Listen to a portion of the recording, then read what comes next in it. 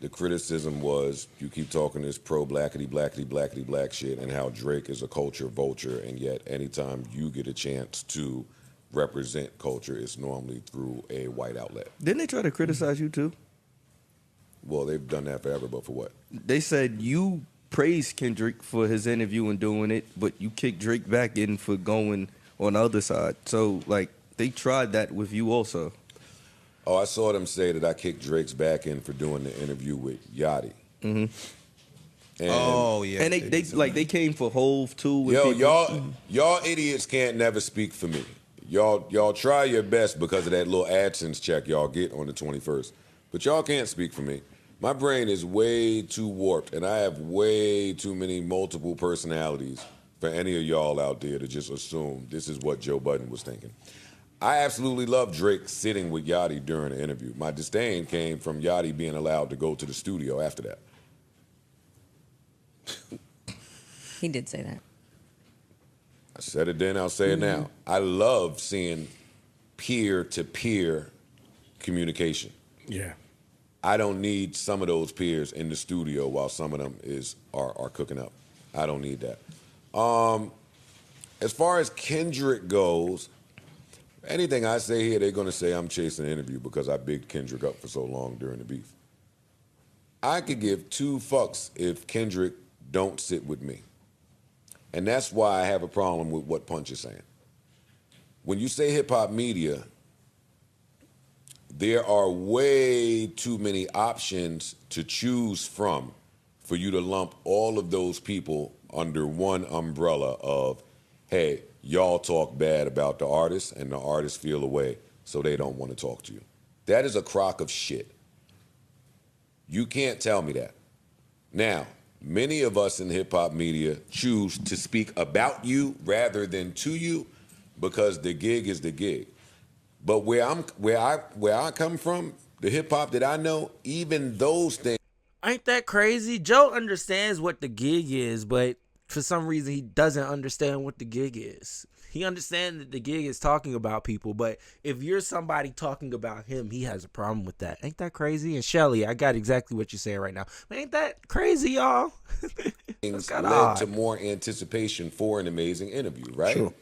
Like when Chance came up here and did the pod, I was kicking Chance's back in for months. True. About that fake independent shit, about the 3 hats, about so many things, and he was listening. You know what that sounds like to me? And I'm sorry, we're at the end of the stream. I'm going to rant. But you know what that sounds like to me? That sounds like a motherfucker who wants to gatekeep his opinions. Like, how do we gatekeep opinions on the internet at that? Like, what are we doing?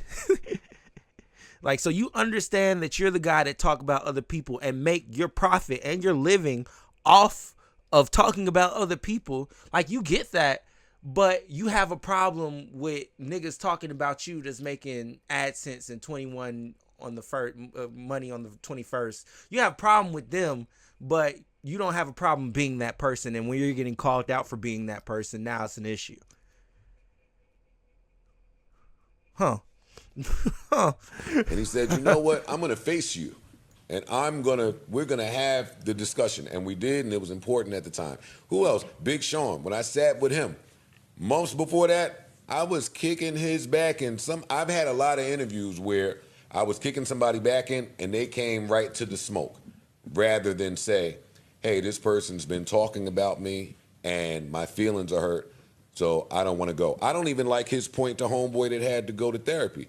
Homeboy that had to go to therapy is a dude sitting at home somewhere who knows what he works and where he works and what his home life is like. He is not performing in front of millions and millions and millions and millions and millions of people.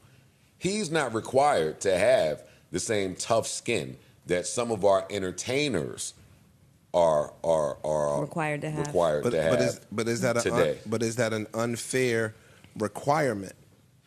To Punch's point, is that an unfair requirement that these are still human beings, one, and just because my career puts me in front of a million people, that doesn't mean that I can be disrespected or I should be disrespected and just have to tolerate that. But see, and that's where we conflate points.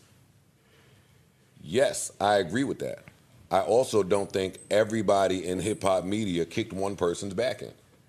There are too many people in hip hop media. Find the person that is true and aligns with whatever you're trying to do and talk to that person then. I just think it gets real murky when artists today won't sit with anybody. I agree with that. And I said that about Harper's Bazaar. I said I thought it would have been a negative if they didn't let SZA interview him. Okay. I think that we basically beat the critique by allowing SZA to sit with Kendrick as opposed to some white media person or some white interviewer that fucking grew up in Connecticut. No disrespect to Connecticut. And it's possible he wouldn't have done the interview if That's SZA was the one that wasn't conducting it. I didn't knock that. But let's say this. Why couldn't we have SZA interview him for a black media publication? Is it too much to assume that whatever mediation an artist does align with isn't getting the numbers or won't get the response, and that's why they don't do it? I mean, that's one of the critiques. But that's a part, critique, though. But that's part of. I want to focus on what you're saying because that's part of my critique, right? J1 is right. When you're talking about appealing to the masses and you're talking about stars and a certain level of audience, that includes white people. True, 1000%. Like if you're talking only blacks, then we're talking about playing with a quarter of the Monopoly board. Mm-hmm. So I'm not mad at that. But the same way that you go and speak to them, I think it should be equally as important to find the person in hip hop specific, not just black, hip hop media that you could sit with. I think if Kendrick never sits with anybody, we are well within our right to kick his fucking back in. I also don't see a world where Kendrick won't sit with a Big Boy or sit with a Sway or sit with, I don't see, he would, they have to show me that he won't do that for me to believe that. See, Drake, I know that about because of how he's going about interviews since that Elliott Wilson interview, how that interview went, how the interviews, like I know that about him now. Like even recently, not recently, but a few years ago, he tried to do some shit where all the media people come up here, will do the interviews, I edit it up, slice it up. No, nigga, no, this ain't going like that. I don't want to talk to nobody that ain't an interview. True. If you just gonna dictate the questions, the answers, the footage, and everything, then that don't count for shit. I think Punch is right that a lot of hip hop media is trash. Mm-hmm. But I think Homeboy is right. There's a lot that's great about hip hop media that's not highlighted by the people that we need it highlighted by, because y'all represent very sensitive artists, and y'all have to deal with very sensitive artists. I don't think that part is highlighted enough too. Like, I'm sure that Punch and some other executives have stories upon stories upon stories about how they've had to walk an artist off the ledge because of something that I said or something that Axe said or something that somebody in hip-hop media said. Definitely. And when you on that side of it, why wouldn't you protect your artist by saying, no, we're not talking to nobody? And we don't need to. True. Mm-hmm. But I want to point that they don't need to. But I mean, does it come with a certain optic? You fucking right, it does. Two things. I kind of agree with him there, even though he is a fucking hypocrite.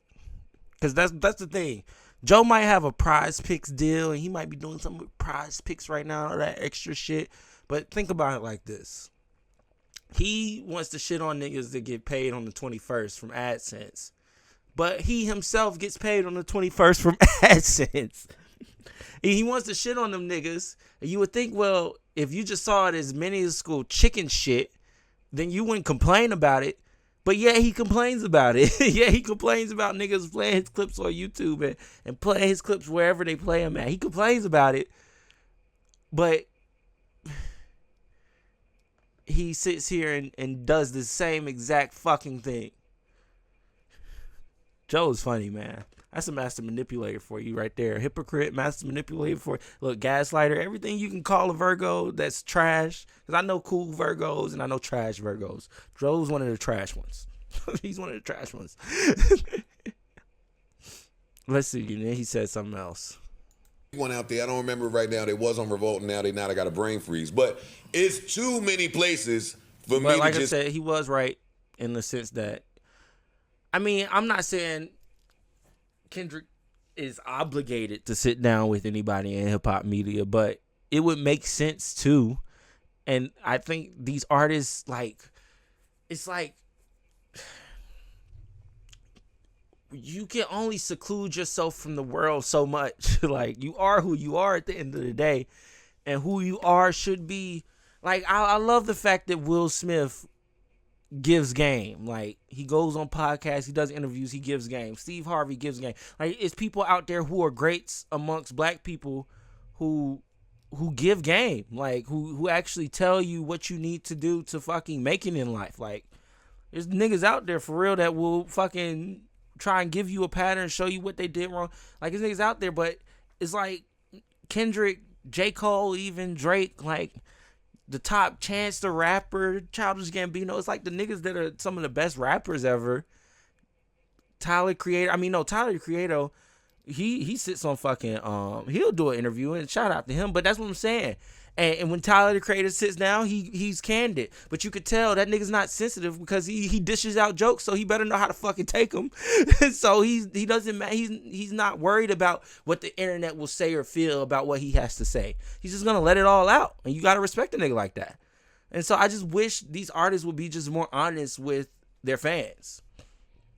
Well, I go do an interview on Harper's Bazaar where y'all probably went to some secluded place and the chick just cut the recorder on and you were having a conversation with SZA. Like, come on. Why not just go back to Big Boy? Big Boy would have asked all the questions we needed him to ask. Why not just go back and sit down with him? I don't know. But that is a problem. Like, at the end of the day, you got to at least look out. Like, if you care about black platforms and if you care about, you know, black plight, and you should look out for these other black porns. Hell, you want a softball interview but a fun one? Go to Drake Champs. Like, you might get a little saucy. You might just end up spilling the tea off of just you being saucy, but it'll be fine.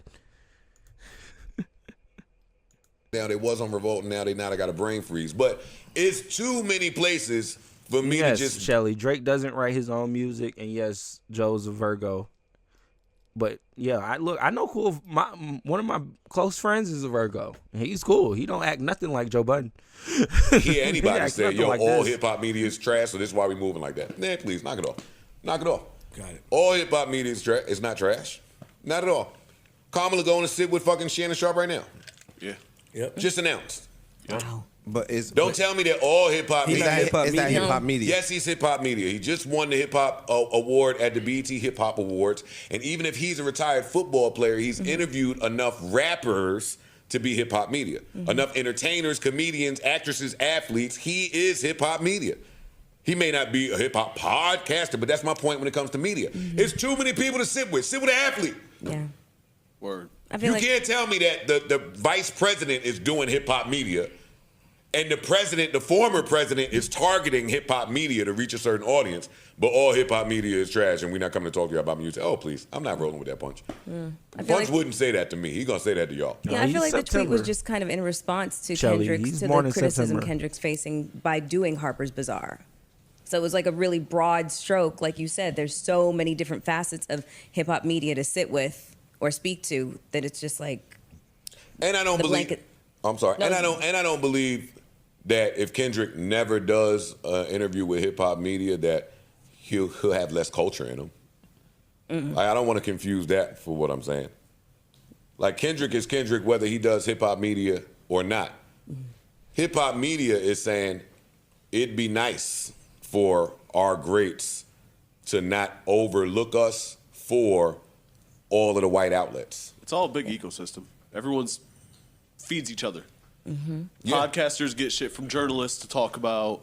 Podcasters get shit from music people to talk about. Music people use shit said on podcasts to fuel their rhymes. So objectively, it's all a big ecosystem. So if you stop feeding the ecosystem, it's not a great situation. But objectively, if you're not Kendrick having the year that he's had, and a lot of that year is predicated on hip hop media, the year he had definitely was helped by hip hop media. Just this platform in itself helped the year that he had. So now, if you're saying it's an ecosystem, yeah, but he helped us. No, that's it was a symbiotic, reciprocal kind of situation. That's my point. No, I was getting there. Y'all let me rock. I'm like, no, I'm playing. But that goes to your point. Yeah, that it's a circle. It's a dance. So now you can't say that all hip hop media is caca. Did he say all hip hop media? Or he said most. Most. He said most. He didn't say all. It's different. Okay. He said most. Because most is very different than all. But it take two to tango. Yeah. You know what I'm saying? Like that, I agree with that. And most of you hip hop niggas is weird anyway. Artists. Yeah, Joe, you're one of them. Like I think that's a wild stance for the artist to take when most of the artists are weirdos.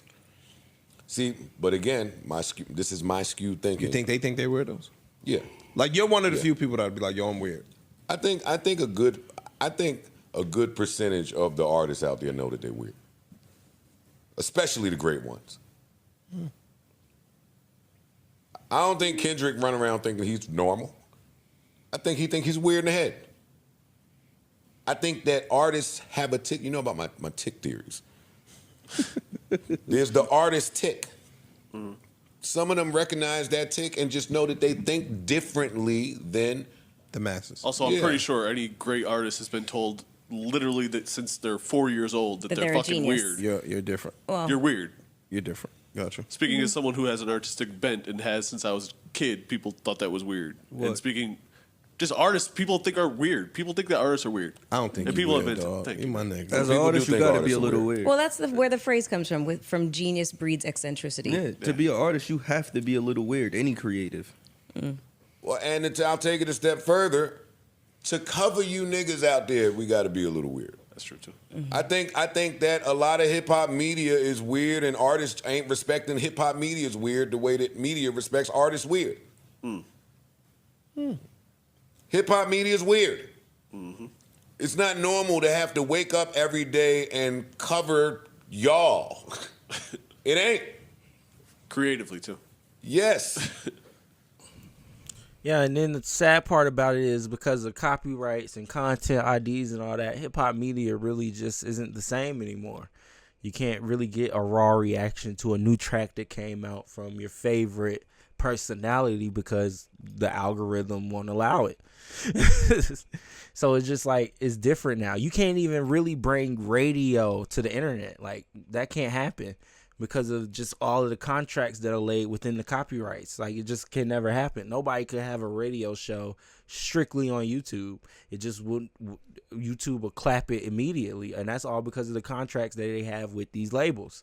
So until the labels stop being so greedy with music, this is just how hip-hop media is going to be. I'm going to be talking about Joe Budden and DJ Academics and Lil Durk getting arrested. Like, the music is going to be the last thing to be discussed because the music's not in the forefront anymore because y'all aren't allowing it to be. See, that's the issue. I'm just telling you the problem. These labels are a reason that music isn't held to the standard that it used to be held at, bro. Because now it's like everybody's on their phone. Everybody's on the internet. Everybody's on Twitter, YouTube. And yeah, you could hit a teaser and then say go to the YouTube video, but then that's riddled with ads. And maybe I want to watch my favorite creator or my favorite podcast or my favorite hip-hop media personality fucking, react to something that I like, and I can't see it because YouTube won't allow it. Fuck you. Twitter won't allow it. TikTok won't allow it. Instagram won't allow it. You could play the song while you're posting some thirst traps though. That'd be nice. That'd be cool. Play your favorite Megan Thee Stallion Sexy Red track while you're posting thirst traps. We'll allow that. But all you niggas is trying to, make a name for yourselves within hip-hop media, y'all gonna have to scratch and claw. And then a nigga get chastised and called out for scratching and clawing. So y'all think, and then that's the thing, nobody's interested in music anymore. Bruh, if I wanted to, this channel would just be a music review channel. Like, I would just review music and react to it. I wouldn't even talk about news. I'd talk about Durk getting arrested because he got arrested. But that'd be it. Like, that'd be where I stop. Like, everything else would just be minuscule at that point because the music is what I care about. I mean, I fuck with Ack. I find them entertaining, but I don't care that much to want to always make videos about him. Like, I find Joe entertaining and he's an asshole. I don't care that much to always want to make videos about him. Like, Jaguar Wright's entertaining, but I don't care that much to want to always be. The only reason I am is because I know that's what the algorithm wants. And so, yeah, I'm interested in it, But if anything, I love music more than I love the chicken shit, you know? And but that won't be like, nobody will think that about me, because unfortunately, music's just not the forefront anymore. You know what niggas will think about me? Oh, he's Academics 2.0. Oh, he does this, he does that. That's who he is. He's clip guy, whatever. That's what they'll think at the end of the day, because that's how I'm laying my foundation. And I have no problem with laying my foundation like that, but that's what I'm saying. This is the corner y'all put a nigga in. This is the corner the gatekeepers put us in. This is what gatekeeping does. This is what happens when you keep gates. Like, oh no, you can't use this. Oh no. Like, this is what happens when white folks get greedy, basically. And that's how you get gatekeeping. Niggas get greedy like Joe Budden, he starts gatekeeping. That's how you get gatekeeping. Niggas get greedy like Trash Life Productions, they start gatekeeping. Like, that's how gatekeeping works. That's just how it happens. That's just the end all be all of it. Like, these niggas, they don't want their properties to be like every little fucking pin. That's what I'm saying. That's how you know it's greed, because it ain't got shit to do with any real money. Every fucking penny they want to drain that they can. They're trying to get it all. They don't want to leave not a cent missing. They want every penny they can get from these views. Every dollar, every AdSense. That's what it is. Clout rule everything around me, and cash rule everything around them at the moment. That's just how it is. So when you're an early creator, that's what it is. It's either at some point, Clout's gonna rule everything around you. When Joe Budden had started, he was chasing Clout. He was cussing out Lil Yachty. He was cussing out everybody. He was cussing out Act Every Day on Everyday Struggle. He was cussing out anybody he cussed out. He cussed out Drake over views. He was cussing out everybody he could cuss out about it. Once Joe got to where he at, no niggas don't get cussed out no more. No more violation. No more crash outs from him. No, he's too rich. And he wants to keep relationships. He wants to keep now he wants to play the industry game. At first, Joe started off being anti-industry. Now he's all about it. Come on now. Writing's on the wall. You have to see it at the end of the day. And for me at least, it's like, well, I understand it, because you want to make it out. But you want to at least make it out while still keeping your integrity. Because once I feel like you lost your integrity, you know what that tells me? You probably sold your soul. Like, that's probably what happened. You sold your soul, and now you can't be the person that you used to be, the person that you truly are. It all happens. Look, it always happens. Think about it with Vince McMahon. Vince McMahon showed us who he was in the beginning. This is who I am. This mean, misogynistic, making women do whatever I want them to do on TV, blah, blah, blah. This is who I am. This ball. This is who I am. This is what wrestling is going to be. And then once the advertisers started to get a little bit more PG friendly, and like, you know, Vince, you can't be doing all that. You know what he did? He could still be who he was, or he could sell his soul. And he sold his soul. He said, all right, fuck it. PG product now. No more of that bullshit. No more of that violent shit we were doing, that sexual shit we was doing. No cussing. Straight PG product. Cena's your guy. And then that's how he pivoted. And he pivoted, and he stayed on that pivot until we got to a point where advertisers open up to it all now. They're like, oh, it don't matter. They can cuss. As long as it ain't crazy. As long as they ain't going insane. They can say what they want to. So, yeah. Yeah, man. At some point, shit just changes. At some point, you sell your soul. And you get offered the choice. They'll offer you. They'll be like, look, what you want to do? Because you're fine doing what you're doing, but it's going to lead here. But if you do this, it's going to go even higher. What do you want? And so niggas choose, you know, they choose that bag over their soul any day.